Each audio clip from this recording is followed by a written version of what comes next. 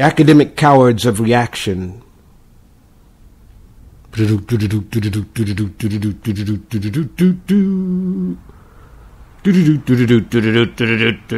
academic cowards of reaction crisscross the jism and the jasm. They do not want to be found out. So they sigh and lie and criminalize silence with the dead pants of shaking in their boots. They are afraid of the just gone and don't want it to return. Because they didn't know what to do when everybody was so animated and fly. They thought, after all, you could understand hiding under the piano looking for a Victrola or Defeatrola. You see, that there was too fast. Too fast a thing happening, and the Chinese screaming, revolution is the main trend. And that rhythm affected the jungle bunnies with no papers and motley whites who went along with the everything stuff. And we know, the devil who is now provost of my heart and I, we knows grows. We rose to say, okay, I don't know how to be angry, but I can be boring as a hammock in the good room. You see, we got a degree in degreeing and a PhD in PhDing. We can fake anything but emotion, and you don't need that in college. Lesser do we need it at university. We is very white, if that's still permissible after all. We can stall instead of answer any question with polyvapid bullwinks. Like we said, postmodern, when we understood the righteousness of road warrior in the dead cities, in which we could pontificate that what is ugly is not and what is icy is hot. We said, postmodern, postmodern, and the big guy in the sky penthouse heard us and signaled with a shiny coin of dismal that we were up to the task of lying to hide the flaccid timidity of our mendacity. We could not be cats or dudes or hippies. We like jazz, but only lying down. We are the Kenny G's of poetry, but without the spangles. We make a verse that dare not jangle or tangle with the grim questions that crush the many fools who want to be unleashed. We hold our peace except to say postmodern, which, if you understand, that's it.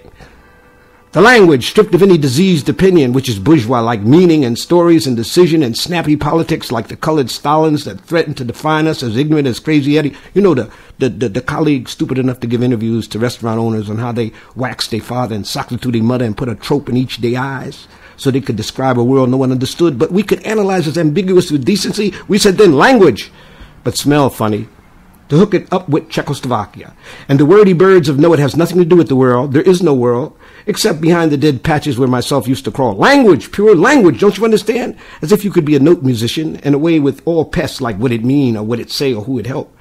We are text ridders and trope conceivers. We are more dizzy than Gates and we ain't Lionel Hampton. Language for us, as a long rider on the purple sage of the campus, where buxom wet names twist and shout, and little Richard one day will be chair of there, because merely by saying language and halting the shit right there, we could make the chairman of our department stare off into his last check. What the heck? I didn't understand Alan Tate either at first, nor why Faulkner was not just a sticky racial mole hanging on the unborn George Wallace Peen. Is this interesting or not?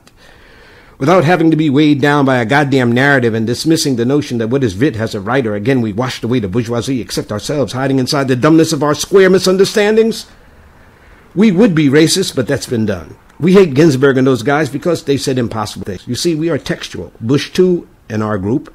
By dismissing saying something, we could creep neatly away from commitment or tiptoe with stunning grace away from cranky values like Keats' mistake of truth for a roof over your head, and beauty, which, as everyone knows, what the pirates got for stealing the election. Money helps if you got some. It's one reason I don't really go for Negroes. They don't have no money. And don't think our spirit away, our sprint away of what this is after all, just more bullshit. And don't think our sprint away from what is this after all, just more bullshit. And don't think our sprint away from what is this after all, just more bullshit. Like 7 types of Amos and Andy. Our sense of humor spins as well as money. But niggas, of course, being oral and less than graduates, refuse to think we funny. Even if they say we funny, they mean to be insulting, and we are, after all, the neatest things to emerge since the fugitive kind. We were right to kill Robert Redford. Who was Tennessee Williams after all? But the nasty, I realize this is not politically correct. But that's the kind of humor that boils under our paper lips. We are not, like the colored guy said, opportunists or big drags writing dull, ignorant bullshit. F, who keeps insisting things are ugly down home. We are the ghost of Halloween past and Halloween yet to come. We are reclaiming with postmodern the reactionary smells of demands and the Yale condoms of slightly shiny murderers. Sick Heil. We think all struggle, except to be obscure, is frankly rude. And poetry with some subject or object description of anything except our next raise, our tenure tete-a-tetes, an article in the exasperated Heine, lewd. And there you see how droll and fantastically empty. We need no one's sympathy. We got tenure in a car. We got trips, sabbaticals to anywhere, so we can scribble like the ishkabibbles of the unreadable. Remember, postmodern is a hip way of saying The world is rotten and must stay rotten to be metaphorically ignored, though funny if you're getting paid, unquote. And all you creeps, even some of my colleagues, are stupid for trying to change anything unless they offer you a better office. Postmodern is what Rudolf Hess said to the people he invited to meet Himmler. Don't you see how stunning? Language without meaning, without narrative, like a clever chum of mine who pointed out that Balzac couldn't be a realist because there was no such thing as reality. Language, just the voids, like ancient Neanderthal boys, with no one to claim it or defame it or name it.